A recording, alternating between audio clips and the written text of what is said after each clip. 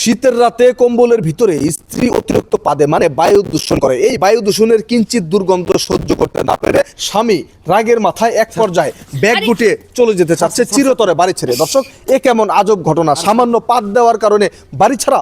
বিস্তারিত আমরা তাদের কাছ থেকে জানার চেষ্টা করব। ভাই, আপনি চলে যেতে চাচ্ছেন কেন? কারণটা কি? স্যার ভাই, আমি চলে যাবার নছি ভাই। আমার অনেক দুঃখ কষ্ট নিয়ে আমার মনে করেন যে আমি 2 চোখ যাবো, আমি হেমি বাড়াই যাইতেছি ভাই। ডিস্টার্ব করেন না ভাই। মূলত কারণটা এই দেখেন, শীত পড়ছে, মাঘ মাসের শীত। এই শীতের ভিতরে মনে করেন কম্বল, তো মনে করেন মানুষ কিছু কিছু মানুষ আছে কম্বল মুড়ে দিয়ে ঘুমায়। আমি যেন কম্বলটার ভিতরে মাথাটা নেই ভাই, তেহানি মারে ফুসপাত।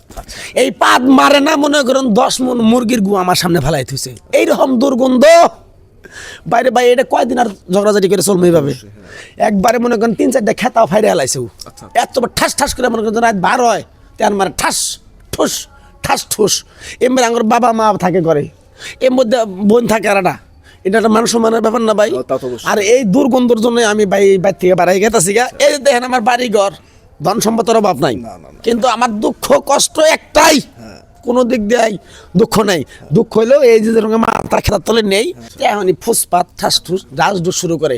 এই যে আবার মনে মারছে, এই যে মারছে বরবর করে শুরু করে, হেবে গন্ধ একবার বিধি গেছে। ব্যাটকেল গন্ধ গো। দর্শক, আপনারা দেখতেই পারলেন আজকের ঘটনাটি। আসলে এই পাদে, স্ত্রীর পাদে অতিরিক্ত দুর্গন্ধ হওয়ার কারণে, মানে বায়ু দূষণে দুর্গন্ধ হওয়ার কারণে কিন্তু স্বামী এক পর্যায়ে রাগ করে চলে যেতে চাচ্ছে। আসলে আপনি তো ওনার সেই ভদ্র মহিলা, মানে স্ত্রী, তাই না? এখন এই যে আপনি কিঞ্চিত বায়ু দূষণ করেন, মানে পা দেন, আপনার পা থেকে দুর্গন্ধ, সেই দুর্গন্ধ সহ্য করতে না পেরে আপনার স্বামী আপনাকে ছেড়ে চিরতরে বাড়ি ছেড়ে চলে যেতে চাচ্ছে। এই বিষয়টি নিয়ে আসলে আপনি কি বলতে চান? ভাই, পাদ হলো প্রাকৃতিক গ্যাস, যেটা সবার মধ্যে থাকে। আমার মধ্যে একা থাকে তেমন কোনো কথা না। ওই দেখতেছে আমার এই সমস্যা, একটা গ্যাসের ট্যাবলেট তো খাওয়াই না, বেশি বেশি করে মূলা নিয়ে আসে। এমনি তো মূলা যে খাবে সে পাদে, এটা সবাই জানে। বজ্জাত বেড়া প্রত্যেকটা দিন এরকম সস্তা মূলা পায়া নিয়ে আসবো, 5 কেজি 6 কেজি এরকম করে নিয়ে আসবো, সাথে শুটকি নিয়ে আসবো। মাছ যদি মন চায় মাসে একবার, নয়তো না। ওইরকম করে, তো ওইরকম করে যদি খাওয়াইতে কোন বেটি না ফাটবে বলেন? তা তো অবশ্যই। দর্শক, আপনারা শুনতেই পারলেন, তার মুখ থেকে অতিরিক্ত মূলা খাওয়ানোর কারণেই সেই বায়ু দূষণটা করে থাকে। আসলে মূলোর সাথে বায়ু দূষণের একটা সম্পর্ক রয়েই যায়, সেটা আমরা সবাই জানি। আসলে আমরা একটু ওনার শ্বশুর শাশুড়িদের কাছ থেকে জানার চেষ্টা করবো। আসলে এই যে আপনাদের ছেলের অতিরিক্ত পারে দুর্গন্ধ সহ্য করতে না পেরে বাড়ি ছেড়ে চলে যেতে চাচ্ছে, এই বিষয়টি নিয়ে আসলে আপনারা কি বলতে চান? আমার ছেলে মিছে কথা কই নাই। আমরা পাশের ঘরে থাকি, পাশের ঘরে এই গন্ধ হেনও যায়। আমি জানেন, আমি রাত্রের বেলা ঘরে ঘুমাইতেও পারি না শান্তি এলে, প্রায় দিনই বমি করি এই গন্ধে। এখন কি কমু, পোলার বউরেও কইতে পারি না তুমি যাওগা, আর পোলারও কই না যে ছাইরা দাও।